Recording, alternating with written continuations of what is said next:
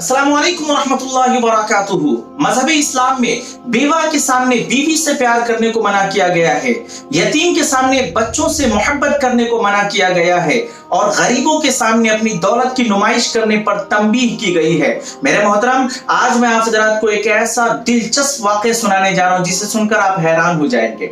एक शख्स का वाक़या सुनाने जा रहा हूँ जो पहले गैर मुस्लिम था, लेकिन जब वो अपनी हिदायत का सबब बयान करता है तो मेरे भाइयों, उनके बातों को सुनकर आप हैरान हो जाएंगे। प्यारे आका सल्लल्लाहु अलैहि वसल्लम के जमाने का वाक़या है।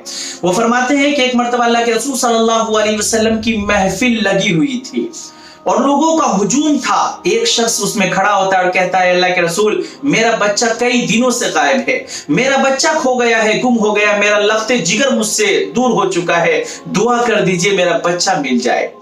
उसी मजलिस में एक दूसरा शख्स खड़ा होता है और कहता है, अल्लाह के रसूल, मैं फला बाग से गुजर रहा था, मैंने इसके बच्चे को खेलते हुए देखा है।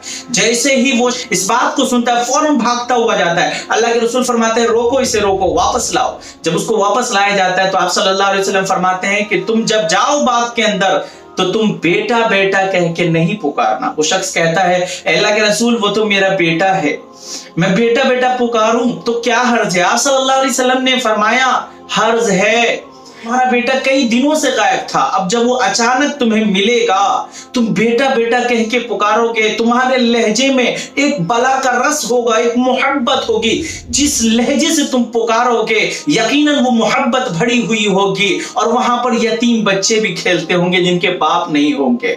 वो जब तुम्हारी इस मोहब्बत वाले लहजे को सुनेंगे तो वो भी कहेंगे, काश मेरे अब्बा जिंदा होते, वो भी मुझे इस मोहब्बत से पुकारते, उनको तकलीफ होगी। मेरे भाई, वो शख्स कहता है कि आप सल्लल्लाहु अलैहि वसल्लम की यही बात मेरी हिदायत का सबब बन गई कि मजहब इस्लाम कितना अच्छा मजहब है, जिस मजहब के अंदर आग पर भी तंबीह की जाती है, मजहब के अंदर इतनी तकलीफ को भी बर्दाश्त नहीं किया जाता है। जरा सोचो तो सही, अंदाजा तो लगाओ वो मजहब कितना अच्छा होगा, वो मजहब कितना अच्छा होगा। मजहब इस्लाम में बेवा के सामने बीवी से प्यार करने को मना किया गया है, यतीमों के सामने अपने बच्चों से मोहब्बत करने को मना किया गया है, गरीबों के सामने दौलत की नुमाइश करने को मना किया गया है कि गरीब है उसके सामने दौलत की नुमाइश ना करो। हर ऐसा काम जो दूसरे की तकलीफ का सबब बने मजहब इस्लाम मना करता है। जरा अंदाजा लगाइए कितना अच्छा मजहब है। प्यारे आका सल्लल्लाहु अलैहि वसल्लम ने अखलाक से इस्लाम को फैलाया है। लोग आपके अखलाक से, अतवार से, अफआल से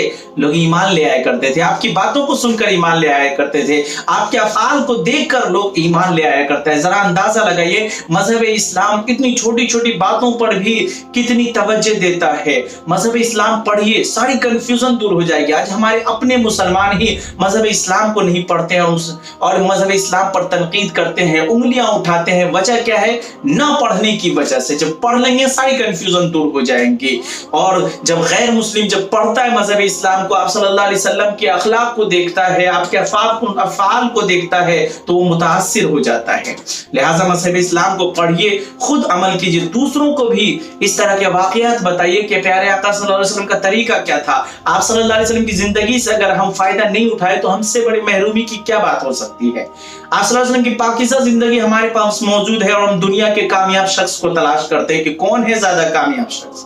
हमारे पास ऐसे कामयाब शख्स मौजूद है जिन्होंने 63 साल जिंदगी में कभी झूठ नहीं बोली, कभी किसी को तकलीफ नहीं दिया, हर वक्त मोहब्बत का पैगाम और उम्मत की फिक्र करते हुए इस दुनिया से चले गए।